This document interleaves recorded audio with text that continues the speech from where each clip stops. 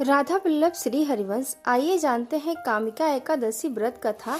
क्या है पूजा का शुभ मुहूर्त और पूजन विधि और भगवान विष्णु का प्रिय मंत्र। इस साल कामिका एकादशी 21 जुलाई यानी सोमवार को मनाई जाएगी। इस दिन श्री विष्णु की पूजा से आर्थिक, मानसिक और धार्मिक लाभ के साथ पापों का नाश होता है। आइए जानते हैं कामिका एकादशी पूजा से लेकर व्रत और पारण की विधि और व्रत कथा। सावन में जब हर ओर हरियाली और भक्ति का माहौल होता है तो ऐसे में कामिका एकादशी का आना भक्तों के लिए किसी सौगात से कम नहीं होता।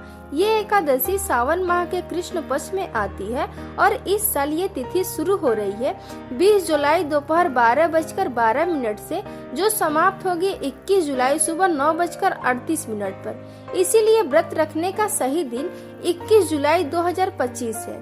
खास बात यह है कि इस बार सावन का दूसरा सोमवार और कामिका एकादशी एक ही दिन पड़ रहे हैं, जिससे इस दिन की आध्यात्मिक महत्ता और भी बढ़ जाती है। कामिका एकादशी व्रत का महत्व। कामिका एकादशी पर भगवान विष्णु और माता लक्ष्मी की पूजा करने से धन, सुख, शांति, सामाजिक प्रतिष्ठा और मोक्ष की प्राप्ति होती है।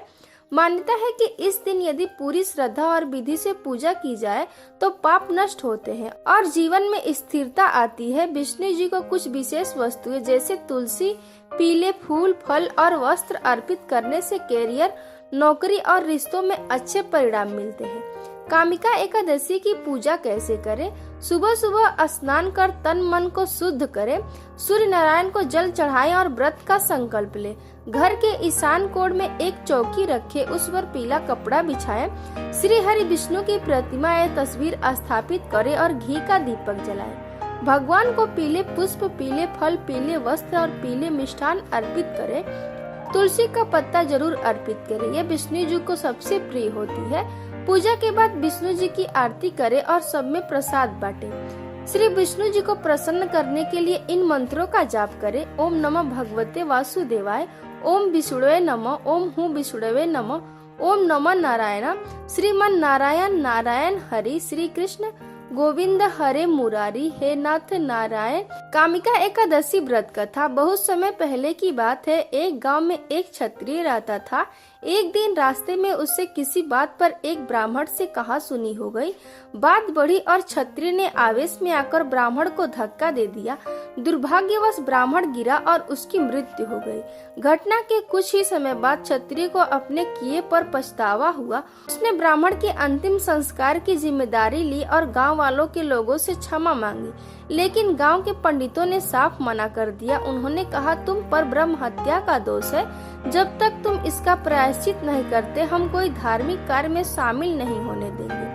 अब क्षत्रिय परेशान था। उसने बार बार विनती की कि उसे कोई उपाय बताया जाए जिससे वह इस पाप से मुक्त हो सके। पंडितों ने उसे सलाह दी, अगर तुम सच्चे मन से सावन के कृष्ण पक्ष की एकादशी यानी कामिका एकादशी का व्रत रखो, भगवान विष्णु की पूजा करो, ब्राह्मणों को भोजन कराओ और दान दो तो तुम अपने अपराध से मुक्त हो सकते हो। क्षत्रिय ने बिना देरी किए व्रत की तैयारी शुरू की। उसने पूरे नियम के साथ उपवास रखा, भगवान विष्णु की पूजा की, तुलसी अर्पित की और रात भर जागरण किया। उसी रात उसे स्वप्न में भगवान विष्णु के दर्शन हुए। उन्होंने मुस्कुराकर कहा, तुमने सच्चे मन से प्रायश्चित किया है। तुम्हारे पुण्य कर्मों और भक्ति से मैं प्रसन्न हूँ। अब तुम ब्रह्म हत्या के पाप से मुक्त हो चुके हो। सुबह जब क्षत्रिय उठा उसका मन शांत और हल्का था। गांव के लोग भी उसकी तपस्या से प्रभावित हुए और उसे फिर से स्वीकार कर लिया। कहा जाता है कि उसी दिन से कामिका एकादशी का व्रत विशेष पुण्यदायी माने जाने लगा।